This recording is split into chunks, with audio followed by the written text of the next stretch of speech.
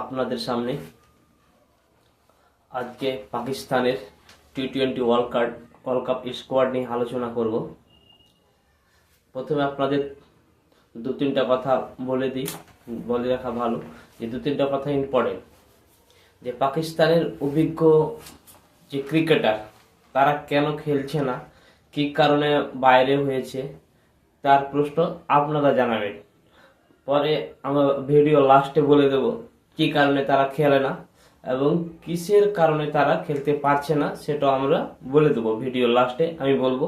কিন্তু আপনারা ততক্ষণ পর্যন্ত ধৈর্য ধরে দেখবেন যে কি কি কারণে তাদেরকে বাইরে বের করা হয়েছে এবং 15 সদস্য স্কোয়াডে পাকিস্তান দলের কে কে রয়েছে এবং তাদেরকে কি কারণে নেওয়া হয়েছে, কি সোচ তাই জন্য নিয়েছে, তা নিয়ে আলোচনা করা হবে।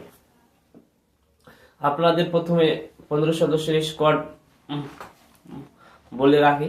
15 সদস্যের স্কোয়াডে রয়েছেন সালমান আলী আগা, পাকিস্তান দলের ক্যাপ্টেন। দ্বিতীয় নম্বরে রয়েছে Babar Azam, middle order batsman.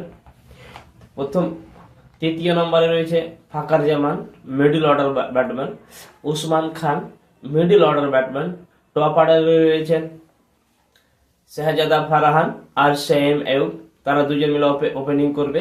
3 নম্বরে আছে বাবর আজম, 4 নম্বরে আছে ফাকার জামান, 5 নম্বরে আসবে সালমান আলী আগা, 6 নম্বরে উসমান খান।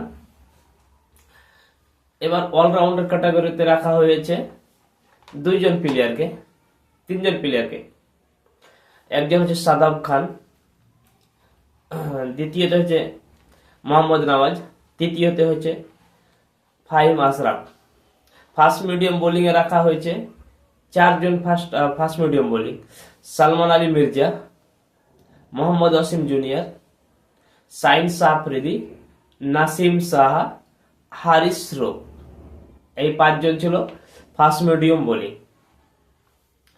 এবার আপনাদের সামনে স্পিন বোলিং, যে পাকিস্তানের স্পিন অ্যাটাকের মধ্যে রয়েছে আবরার আহমেদ, তারিক আহমেদ। এই ছিল পাকিস্তান দলের 15 সদস্যের স্কোয়াড। 15 সদস্য স্কোয়াডের মধ্যে সব থেকে গুরুত্বপূর্ণ হচ্ছে বাবর আজম। বাবর আজমকে কেন স্কোয়াডের মধ্যে আনা হয়েছে?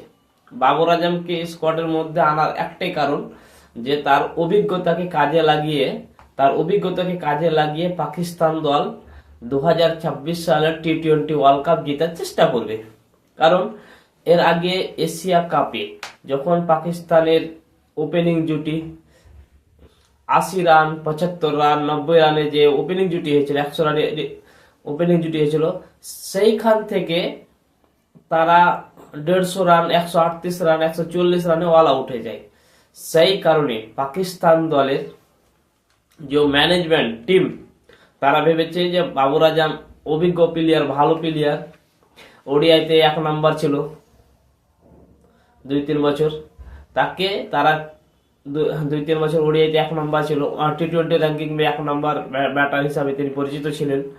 সেই কারণে তার অভিজ্ঞতাকে কাজে লাগিয়ে শ্রীলঙ্কার মাটিতে যেহেতু স্পিন ট্র্যাক হবে, স্পিন ট্র্যাককে বাবর আজম ভালোই খেলে, মধ্যে মধ্যে তিনি ফেসেও যায়, কিন্তু স্পিন ট্র্যাকে তার অভিজ্ঞতা ভালো কাজ দিবে বলেই সেখানে তারা বাবর আজমকে নিয়েছে। এবার রয়েছে আপনাদের মনে যে অভিজ্ঞ 3-4 জন প্লেয়ারকে কেন লাইনি।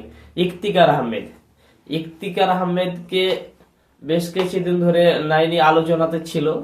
না নেওয়ার কারণটা হচ্ছে মেন, যে তারা ইফতিকার আহমেদের পারফরমেন্স, ইফতিকার আহমেদ ঘরোয়া লিগ খেলে এবং বাইরের টি10 লিগ, সৌদি আরব টি10 লিগ, বিগ বস, কিছু লিগে তিনি বিপিএল, এইসব লিগে খেলে বেড়াচ্ছে। তার স্ট্যান্ডার্ড ভালো, কিন্তু পাকিস্তানের ম্যানেজমেন্টের টিমের সূচনা, যারা ম্যানেজমেন্ট নিয়ে আলোচনা করে, টিম অ্যানালিস্ট, তারা কি বলে যে এখন তারা নিউ ব্র্যান্ড ক্রিকেট খেলবে, তার জন্য ইফতিকার আহমেদকে নেয়নি।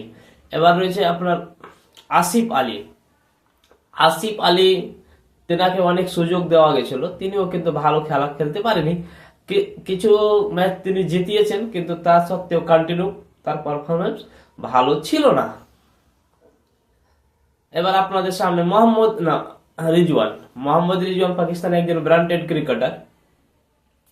তো তিনাকে কেন দেওয়া হয়নি, তার মেন কারণ হচ্ছে তার স্ট্রাইক রেট, এবং তিনি ওপেনিং ব্যাটসম্যান পাকিস্তান দলে ওপেনিং ব্যাটসম্যান এখন সবাই, ফাকার জামান ওপেনিং, শেহজাদা Farhan opening, Babar Azam opening, Sam opening, Usman খান যে মিডল অর্ডারে খেলছে উইকেট কিপিং ব্যাটসম্যান, সে ওপেনিং। তো কতজন ওপেনিং ব্যাটসম্যান নেবে? সেই কারণে মোহাম্মদ রিজওয়ানকে 15 সদস্য দল স্কোয়াডে তারা সামিল করেনি।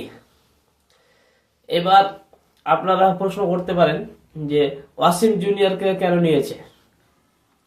ওয়াসিম জুনিয়র যে লাস্ট 16 থেকে 20 ওভার অব্দি তিনি ইয়র্কার ভালো করতে পারেন, তার কারণে ওয়াসিম জুনিয়রকে স্কোয়াডের মধ্যে আনা হয়েছে। আবরার আহমেদের এখন পারফরমেন্স ভালো ছিল না, তা সত্ত্বেও তাকে স্কোয়াডে নিয়েছে, কারণ পাকিস্তান দলে সেরকম অভিজ্ঞ স্পিনার নাই। সেই কারণ অনুযায়ী তারা আবরার আহমেদকে স্কোয়াডে রেখেছে। এবার আপনি বলতে পারেন সালমান আলী স্ট্রাইক রেট তো কম, 120, তাহলে তাকে কেন নেওয়া হয়েছে? কিন্তু তিনি ক্যাপ্টেন, এবং সালমান আলী আগা একজন ভালো ব্যাটসম্যান, তিনি যে কোনো মুহূর্তে পাকিস্তান দলের যে উইনিং ইনিংস একটা খেলে দিতে পারে। তিনের হাতে 4 ছক্কা মার সব রকমই রয়েছে। তিনি পিএসএল এ 3 নম্বরে ব্যাট করে থাকেন, পাকিস্তানের ঘরোয়া লিগ পিএসএল, সেখানে তিনি 3 নম্বরে ব্যাট করে থাকেন, সেই কারণে তাকে নেওয়া হয়েছে। এবার আপনাদের মনে প্রশ্ন যে ভারত জিতবে না পাকিস্তান জিতবে, আপনারা কমেন্ট করে জানাতে পারেন যে কে জিতবে। কিন্তু আমার অ্যানালিস্ট বলে যে ভারতের সাথে যতগুলো টি20 ম্যাচ হয়েছে সেখানে ভারত এগিয়ে রয়েছে। এবার এগিয়ে থাকার মেন কারণ হচ্ছে আমাদের ভারতীয় ক্রিকেটের বোলিং অ্যাটাক, দ্বিতীয়ত ব্যাটিং অ্যাটাক। আমাদের সব দিকটাই ব্যাটিংও ভালো, বোলিংও ভালো, ফিল্ডিংও ভালো। কিন্তু পাকিস্তান দলের এই মুহূর্তে যেটা স্কোয়াড আছে সেই স্কোয়াড অনুযায়ী তিনারা টাক্কর দিতে পারেন ভারতের সাথে, ভালো খেলায় টাকরাটাকরি লড়াই হবে, এটা আমরা আশা করি। কিন্তু জেতার চান্স সম্ভবত ভারতীয়দের, আমাদের ভারতীয় বোর্ড ক্রিকেট দলের।